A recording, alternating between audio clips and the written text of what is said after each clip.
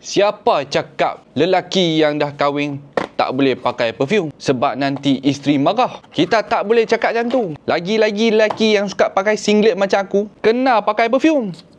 Sebab ketiak nanti dia peluh, isteri aku sendiri yang lari. Just kidding lah, bergurau dengan korang guys. So ini adalah Fenty. Dia dekat sini dia tulis Fenty, tapi dekat TikTok dia tulis Maison Zac Wayland Perfume 50ml. Untuk lelaki, Woody Aromatic Perfume for Men. So ini dia punya harga bukan 290 lebih macam Chanel ataupun Gucci, tak ada. Dia tolak 10.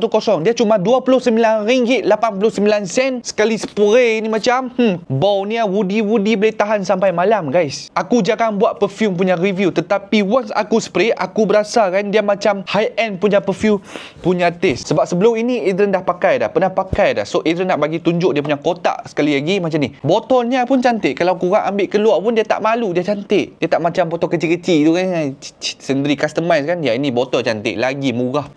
Jatuh pun boleh pecah, jangan main-main lah. Jangan buang. Janji harga cun. Dekat Malaysia kita panggil sebagai Fenty ataupun Fenty. Setengah orang Cina dia tak tahu baca, dia ingat Fenty. So dekat France, Paris, actually nama dia adalah Fenty. Fenty dia nampak lebih high class, high end lah sedikit kan.